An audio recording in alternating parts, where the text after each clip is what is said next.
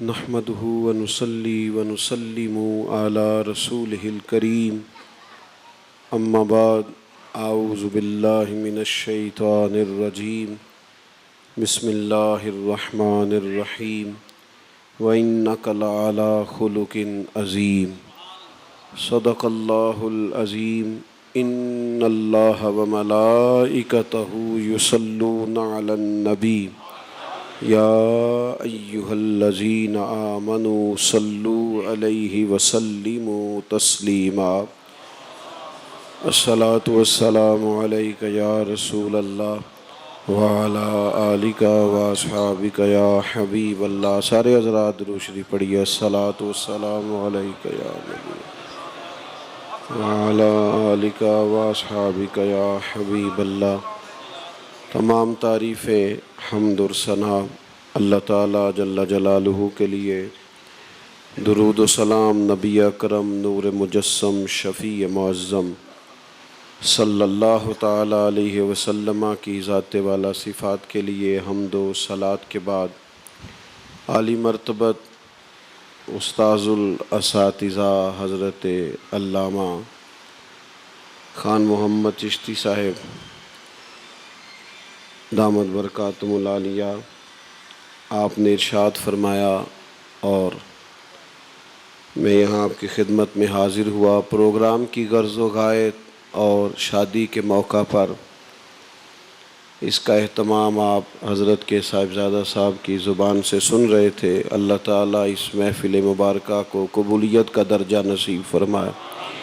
ہم سب کا یہاں جمع ہونا عقائد کی پختگی، اعمال کی درستگی اور ہمارے گناہوں کی معافی کا سبب بنائے۔ انسان کی جب عادات سنور جاتی ہیں تو سب سے پہلا فائدہ اس کا اپنا ہوتا ہے۔ گناہ کی تعریف یہ ہے کہ وہ سینے میں کھٹکتا ہے، اور نیکی وہ ہوتی ہے جو انسان کے دل کو سکون عطا کرتی ہے۔ تو جب عادات اخلاق سنورتے ہیں تو سب سے پہلے انسان خود سکون محسوس کرتا ہے، انشراح صدر ملتا ہے، تحمل، بردباری اور قرار نصیب ہوتا ہے۔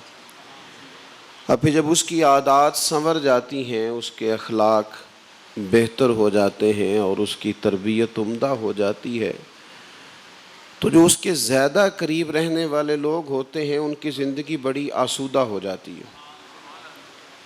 اس کے ماں باپ، بہن بھائی، بیوی بچے بڑا قرار میں آ جاتے ہیں کہ اس شخص کی عادات عمدہ ہیں۔ اللہ تبارک و تعالیٰ نے نبی اکرم علیہ الصلاۃ والسلام کو دنیا میں مبعوث فرمایا تو فرمایا وَإِنَّكَ لَعَلَىٰ خُلُقٍ عَظِيمٍ، اے محبوب علیہ السلام بے شک آپ کے اخلاق بڑے ہی عظیم ہیں۔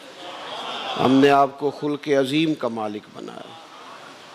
اعلیٰ ترین اور بلند ترین اخلاق اللہ نے محبوب پاک کو عطا فرمائے، اور حضور علیہ السلام فرماتے ہیں میں مکارم اخلاق کی تکمیل کرنے کے لیے دنیا میں آیا ہوں، مکمل کر دوں گا میں اخلاق کی حدود کو۔ اس کے بعد کسی اور بات کی، کسی اور تربیت کی ضرورت اور گنجائش ہی نہیں رہے گی۔ میرے عزیز، آپ یاد رکھیں گے، ہمارے ہاں لوگ یہ سمجھتے ہیں کہ اخلاق صرف میٹھا بولنے کا نام ہے، صرف میٹھا بولنے آپ تو با اخلاق ہیں۔ حالانکہ میٹھا تو بعض اوقات لوگ اپنے مطلب کے لیے بھی بولتے ہیں، مطلب نکل جاتا ہے تو ان کا اخلاق بھی رخصت ہو جاتا ہے۔ اور بعض لوگ ایسے ہوتے ہیں جن کی ٹریننگ ہوتی ہے کہ میٹھا بولنا ہے، ان کی تربیت نہیں، ٹریننگ ہوتی ہے، تربیت ہوتی ہے۔ آپ کسی بڑی کپڑے کی دکان پہ چلے جائیں، آپ کو خریداری کرنی ہے تو آپ اس سے کہیں جا کے، سیلز مین سے، جتنے بھی وہاں ہوں کہ جناب یہ کپڑا دکھائیے، تو وہ کبھی بھی چہرے پر شکن نہیں ڈالیں گے۔ آپ نے کہا یار نہیں، ان میں سے تو کوئی میرے والا نہیں ہے، تو کہتے ٹھہریں، کچھ میرے پاس 2-3 تھان پیچھے بھی پڑے ہیں۔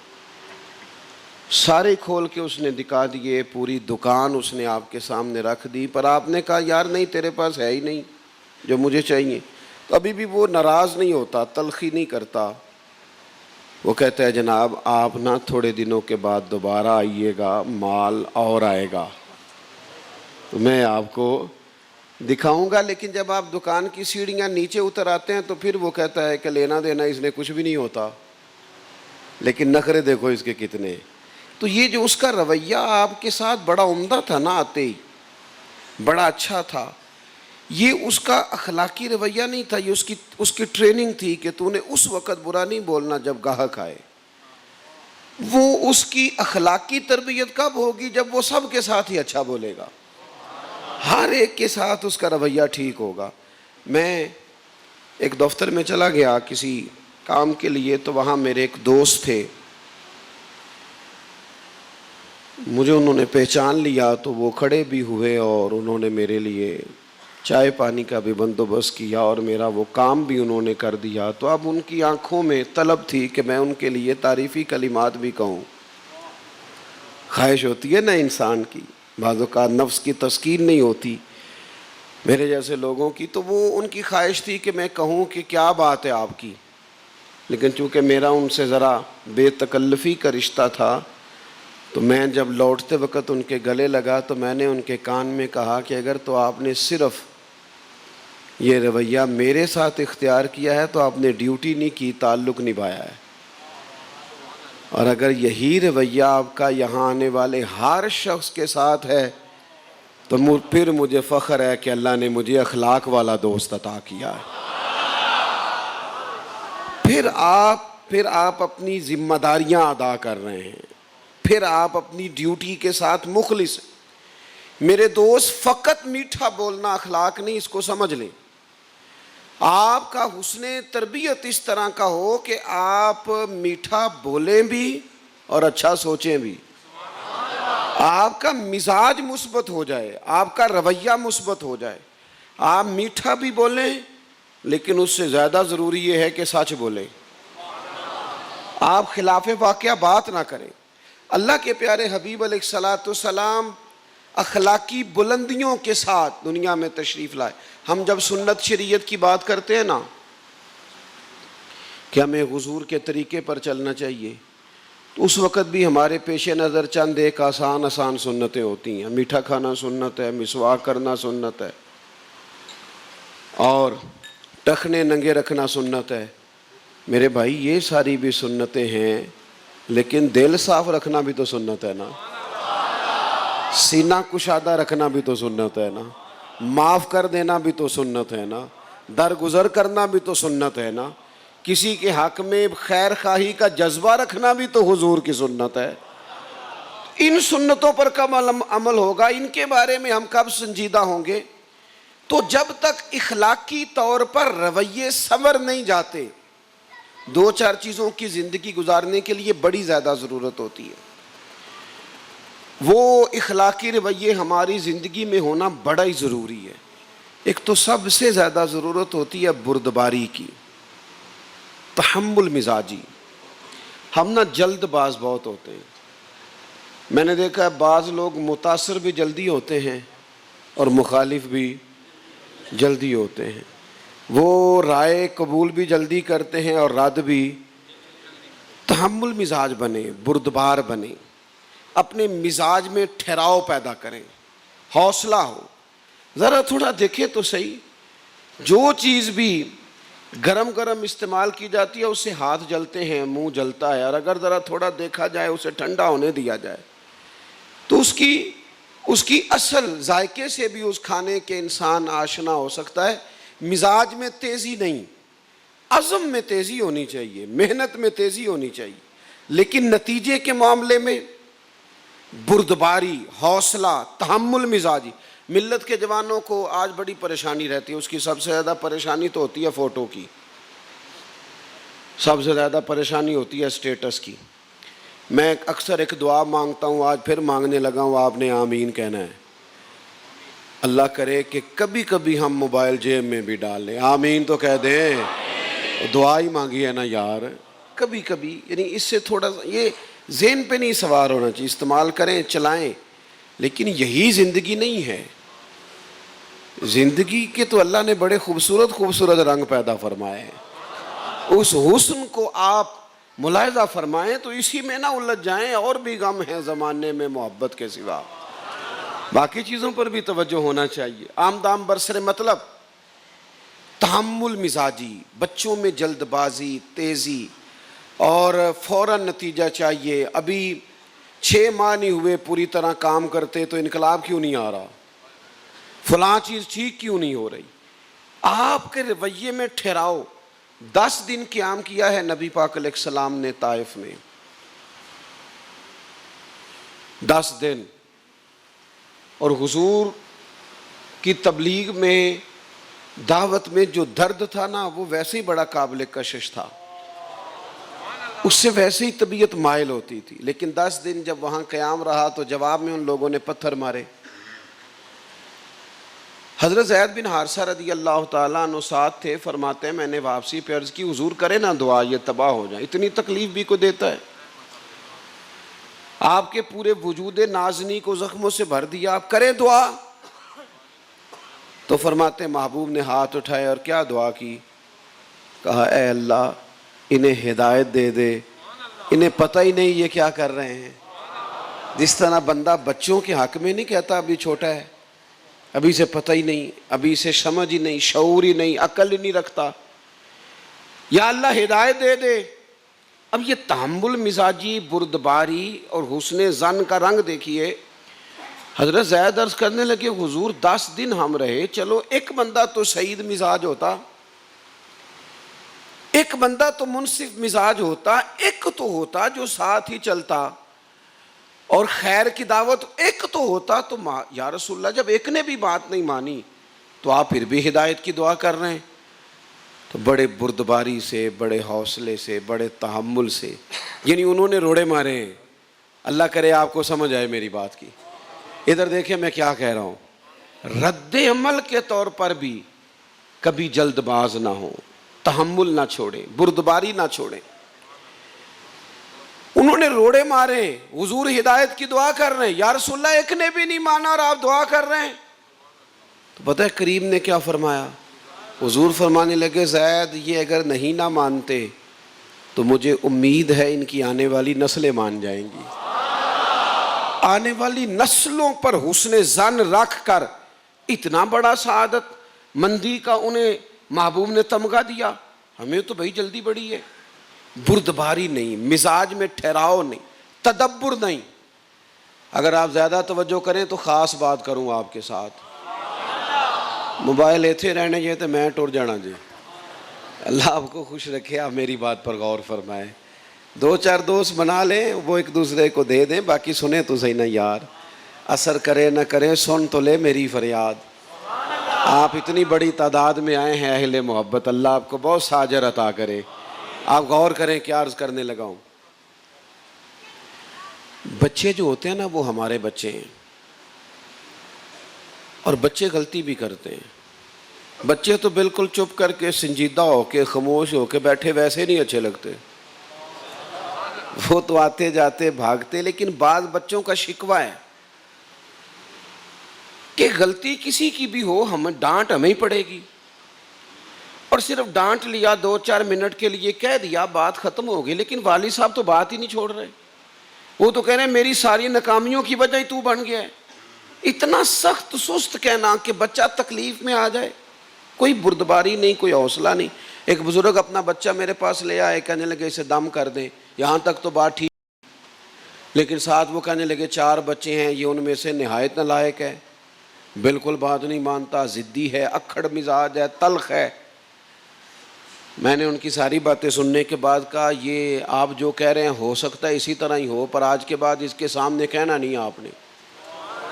آپ اسے پکا کر رہے ہیں کہ یہ ضدی ہو جائے، اسے اس کے بہن بھائیوں سے جدا کر رہے ہیں. اس بیچارے کو آپ اس طرح کا بنائیں گے کہ اس کا ذہن بن جائے گا کہ میں کوئی الگ چیز ہوں، میں کسی کا فرما بردار. کیا بنانا چاہتے ہیں آپ اسے؟ او خدا کے بندو، یہ ہمارا بچہ ہے نا، تو اس کا ماتھا چومو، اسے گلے سے لگاؤ، اس سے پیار کرو. جو باتیں بچے کو ماتھا چوم کے سمجھائی جائیں، جو اس طرح سمجھ آتی ہیں وہ کسی اور طرح سمجھ نہیں آتی.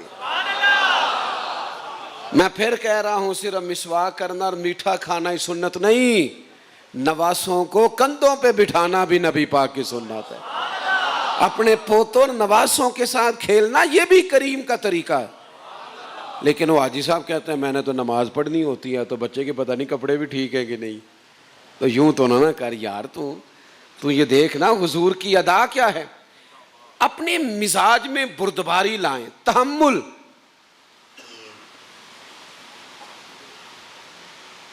گرمیوں میں نا جس بندے کا 10 منٹ اے سی بند ہو جائے نا اور لائٹ چلی جائے اور وہ پسینہ آئے تو وہ 100 قسم کے تبصرے کرتا ہے کہ حد ہو گئی ہے, حکومت بڑی خراب ہے, فلاں بڑے تبصرے.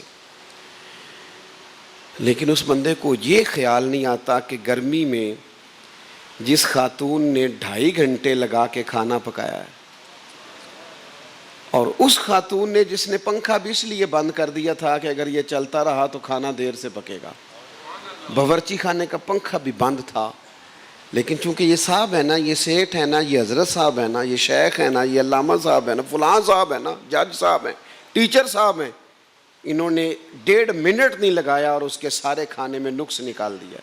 لے جا اٹھا کے, تجھے آج تک پکانا ہی نہیں آیا, تو یہاں کھڑا ہو, انہیں احساس ہی پیدا نہیں کیا, تیرے اندر کوئی بردباری نہیں, تو سمجھا ہی نہیں.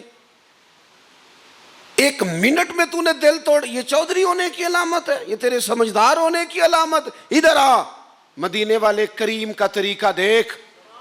سیدہ عائشہ صدیقہ فرماتی ہیں حضور کو کھانا کبھی پسند نہ آیا تو چھوڑ دیا, لیکن قربان جاؤں میرے نبی نے کبھی کوئی نقص نکالا ہی نہیں, کبھی کہا ہی نہیں یہ کیا پکایا ہے, یہ کیا طریقہ ہے.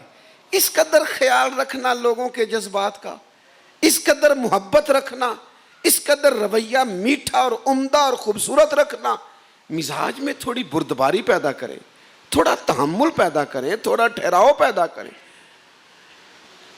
میں اکثر دوستوں سے کہتا ہوں کہ امام حسین اپنے مخلصین سمیت اور اپنے خاندان سمیت شہید ہو گئے تھے, پر اگلے دن صبح یزید کا تختہ نہیں الٹا تھا, وہ 4 سال پھر بھی حکومت کر گیا.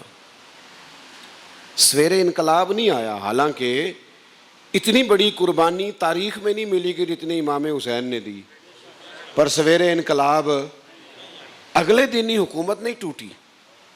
ایسا نہیں ہوا چلے چند مہینوں میں ٹوٹ جاتی, 4 سال وہ پھر بھی تخت پہ رہا. لیکن امام حسین نے اس بردباری اور وقار کے ساتھ قربانی پیش کی کہ یزید کی حکومت 4.5 سال کی تھی اور قیامت تک کی حکومت حسین ابن علی کی ہے, لیکن کوئی حوصلہ ہی نہیں, کوئی تو حضور کی اخلاق کا یہ بڑا سبق ہے تحمل, ذرا ٹھہراؤ, ذرا بردباری. اور کبھی کبھی جناب یوسف کو جیل بھی جانا پڑ سکتا ہے, پر وہ بڑا کریم ہے, جب جیل سے نکالتا ہے تو پھر اسی ملک کی حکومت بھی عطا فرماتا ہے. لیکن ذرا تھوڑا سا نہ ٹھہراؤ مزاج میں, حوصلہ, حلم, بردباری. ہمارے استاد صاحب مدرسین کو جب تھوڑا سا تربیتی کسی مدرسے میں استاذ مقرر کرتے نا تو ایک لفظ بڑا خوبصورت بولتے تھے, کہتے تھے پتر کسی بچے نہ زید نہ پیدا کری. تو ہم نے ایک دفعہ پوچھا استاد صاحب بچے سے زید, کہنے بعض اوقات نا کسی بال تو چڑن لگ پئی ہے, کوئی ایک دیواری کو نافرمانی ہو گئی یا ابے نو لے یا کوئی شکایت, تو پھر ہم نہ چڑھتے ہیں اس سے, تو وہ تو بیچارہ بچہ ہے, ہم تو اس کے استاد ہیں, ہم نے چڑھنا نہیں, ہم نے تو اس کی تربیت کرنی ہے, ہم نے تو اس سے پیار کرنا ہے. وہ ایک غلطی 100 دفعہ بھی دہرائے تو استاد کس بات کا, جب اسے قائل ہی نہ کر سکے, سمجھا ہی نہ سکے, تو مزاج میں بردباری لائیں. میں جوانوں سے عرض کروں گا ذرا تھوڑا حوصلہ. ادھر دیکھو میری طرف, کسی کو ذرا نا, ایک بندہ بڑی سپیڈ سے آ رہا ہے موٹر سائیکل پہ, گاڑی پہ, آپ ایک مہربانی کریں, اس کا خیال ہے نا وہ آپ کو کراس کرنا چاہتا ہے تو کرنے دے, ذرا اسے دیکھیں بھلا کیا ہوتا ہے. آپ ذرا تھوڑا رک جائیں, تھوڑا نا ٹھہر جائیں, تھوڑا گزرنے دیں. یہ کو مزہ ہے, دنیا ساری جیتنے کے لیے میدان میں آتی ہے, ہر بندہ صرف جیتنے کے لیے آنا بھی کو مزہ ہے. کبھی اپنوں کی خاطر ہار بھی تو جانا چاہیے نا. کبھی بندہ ہار جائے کہ یار میرے کسی اور کا قد اونچا ہو جائے میں اگر ہار بھی گیا تو جتن جتن تے ہر کوئی کھیڈے، کدے ہارن بھی کھیڈ فقیرہ، کدے ہارن بھی۔ اگر نہ سمجھ آئے تو 4-5 سال کا بچہ جب اپنے والد سے کہتا ہے نا میرے ساتھ پنجا لڑائیں، وہ کہتا آ جا لڑاؤ، تو کون جیتا ہے، بیٹا کہ باپ؟ بیٹا، کیونکہ ابا جی کی خواہش ہوتی ہے کہ اس کا دل رکھنا ہے، یہ اگر جیت جائے گا تو ذرا خوش ہو جائے گا۔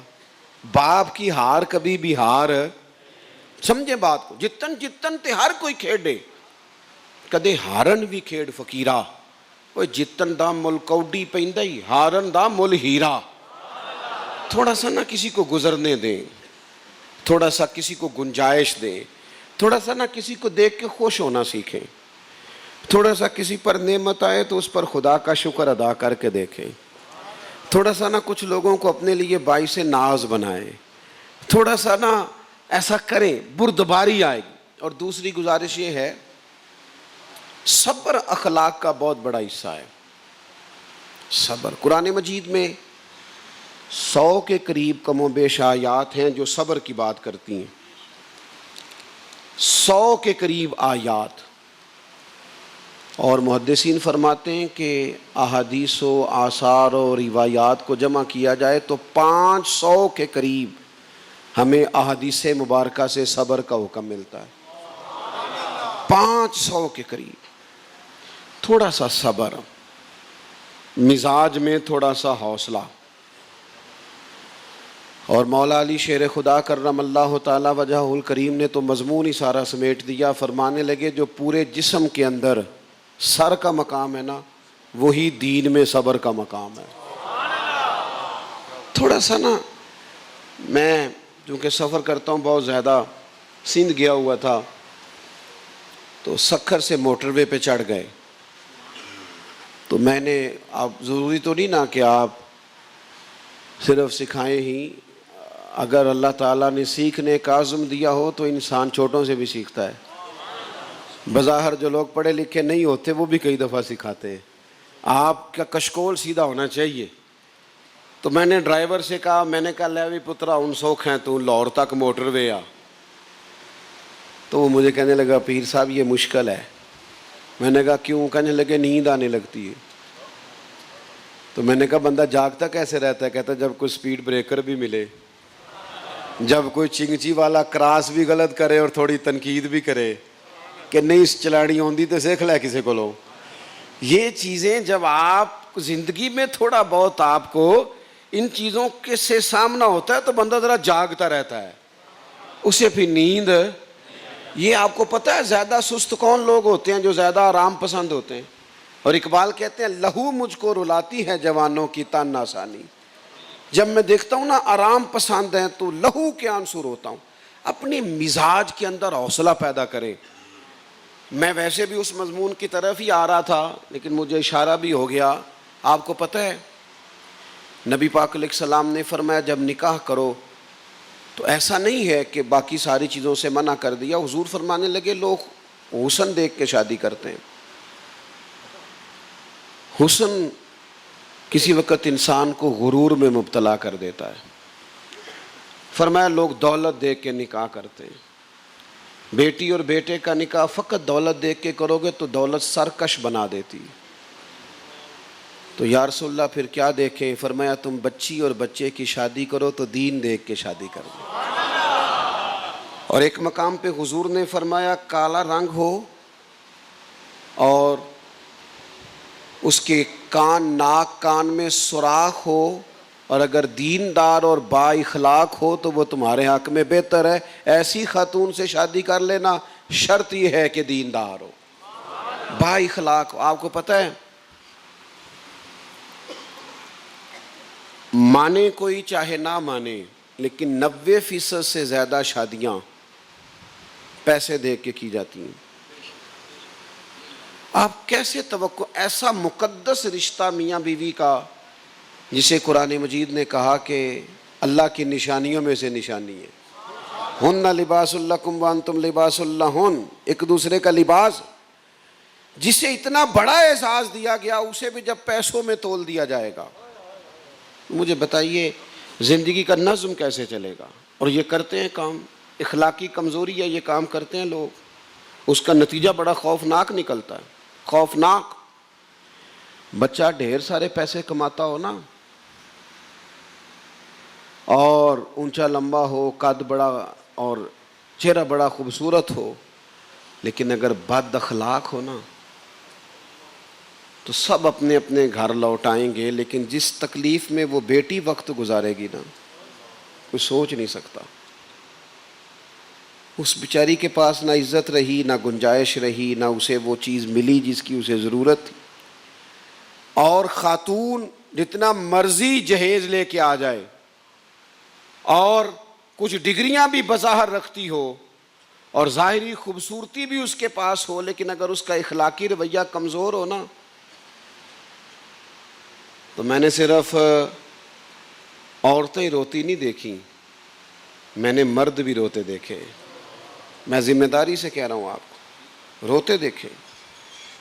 ایک صاحب ایک دفعہ مجھے کہنے لگے میرے بچے بڑے ہو گئے، تو میری خاندان میں شادی ہوئی تھی تو میرے ماں باپ نے مجھے سانس تو اونچا نہیں لینے دیا کہ یہ کچھ نہیں کرنا کچھ نہیں کرنا، لیکن اب میری حالت یہ ہو گئی ہے کہ میں سوچتا ہوں کہ اپنی انسلٹ برداشت کرتا رہا، اب تو میرے بچے دیکھتے ہیں وہ کیا کریں گے۔ اور کہنے لگا اب اس سے زیادہ خوف کا شکار ہوں کہ کل کو بہویں آئیں گی گھر میں تو کیا سوچیں گی، میری قدر کیا ہے۔ اخلاقی رویہ اتنا ضروری ہے، لیکن ہم اس پر توجہ ہی نہیں دیتے، غور ہی نہیں کرتے۔ زندگی مصیبت بن جاتی ہے زوجین کے مابین اگر اخلاقیات نہ ہوں۔ دوسری اہم بات جو آپ کی خدمت میں عرض کرنی ہے، بچوں کو نا جو ان کے قریبی لوگ ہوتے ہیں ان کے بسنے میں بڑا کردار ادا کرتے ہیں۔ کبھی بھول کر بھی اپنے بیٹے کو اپنی بہو کی کوئی خامی نہ بتانا، ہوں گی اس میں۔ کبھی بھول کر بھی اپنی بیٹی کو اپنے داماد کی خامیاں نہ بتانا۔ ہم تو میرے بھائی چپ کر کے اپنے اپنے گھر چلے جائیں گے، انہوں نے اکٹھے رہنا ہے، ان کی زندگی تباہ ہو گئی۔ چاہیے تو یہ تھا کہ ان دونوں کو قریب کیا جاتا۔ اللہ کے محبوب علیہ السلام نے جب مولا علی اور سیدہ فاطمہ کا نکاح پڑھایا تو ان کے مابین محبت کی دعا فرمائی۔ اللہ ان میں محبت رکھنا، محبت، گھر میں ہر شے موجود ہو، پیسہ، زیورات، کھانا پینا، بڑا گھر، اولاد، لیکن اگر میاں بیوی میں محبت نہ ہو تو وہ گھر نہیں چلتا میرے بھائی، وہاں رہا نہیں جا سکتا۔ لوگ جان چھڑاتے ہیں اپنے ہی گھر سے۔ خدا را ان چیزوں کو سمجھے۔ اور پھر اس سے بڑی بات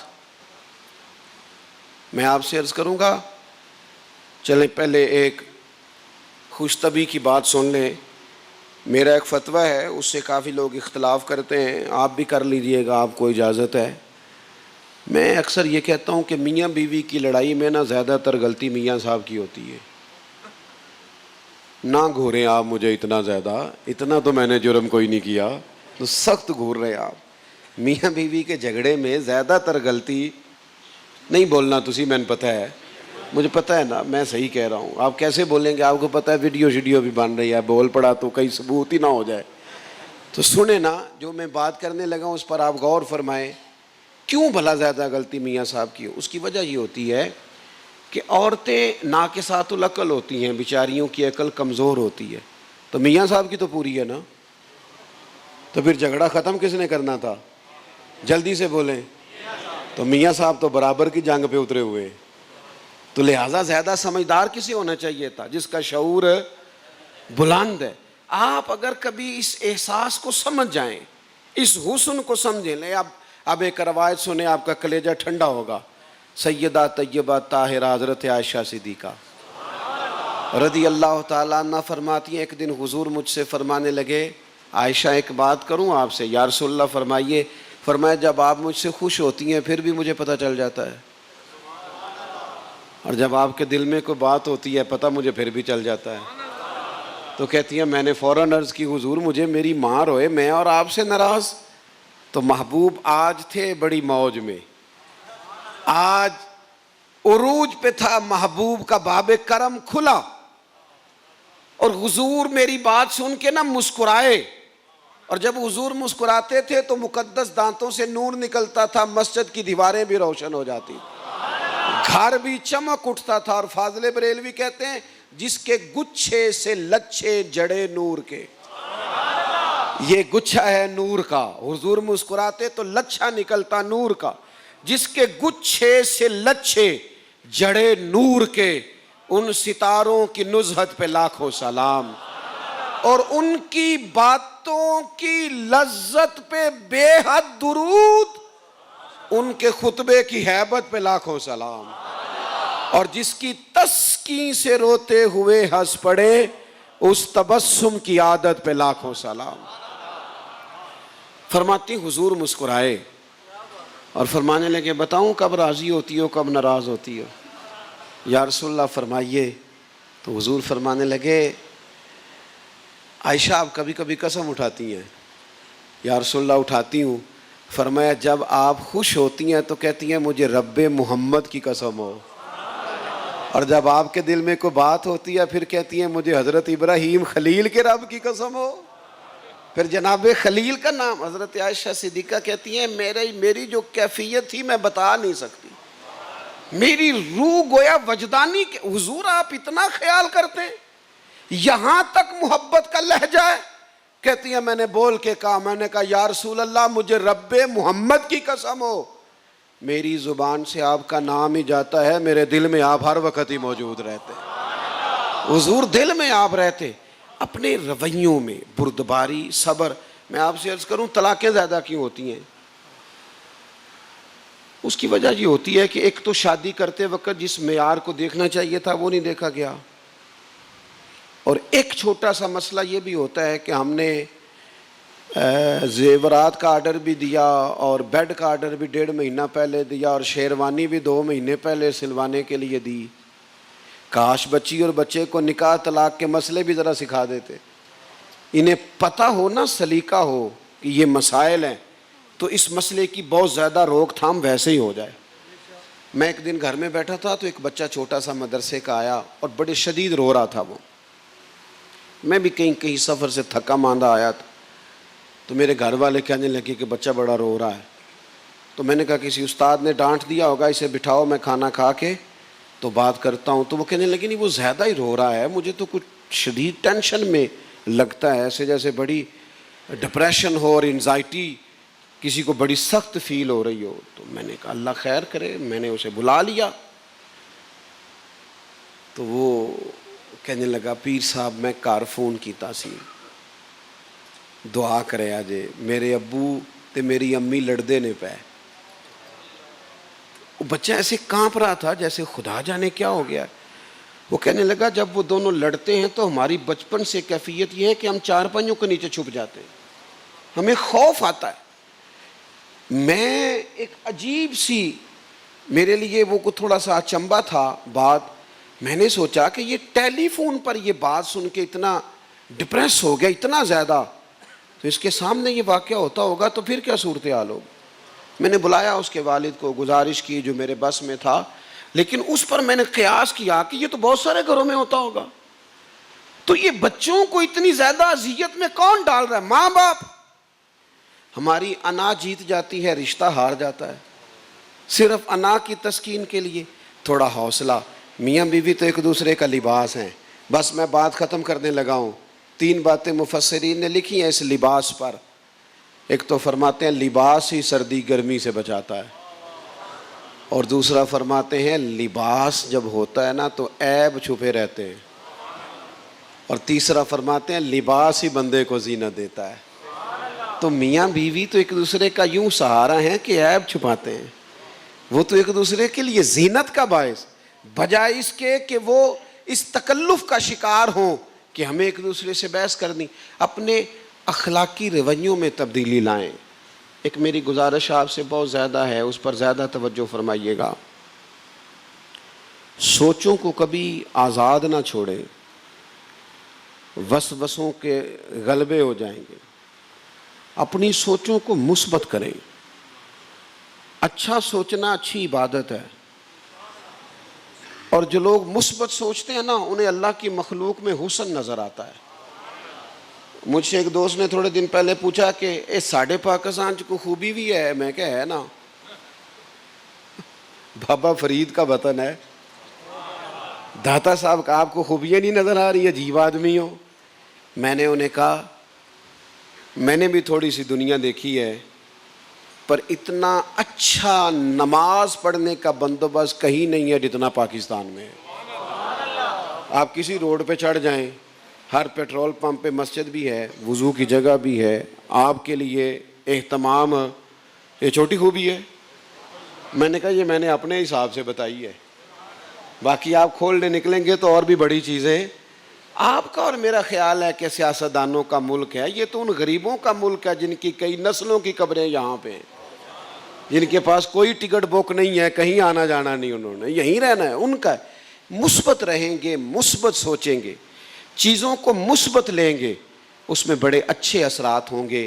اللہ تعالیٰ ان دو دولوں کو جن کی شادی کا یہ خوبصورت پروگرام ہے، اللہ تعالیٰ ان کو بہت سی برکات عطا فرمائے، اور حضرت شیخ جو اس خاندان اور قبیلے کی سرپرستی کرتے ہیں، اللہ تبارک و تعالیٰ ان کو بھی صحت اور عافیت کے ساتھ سلامتی عطا فرمائے۔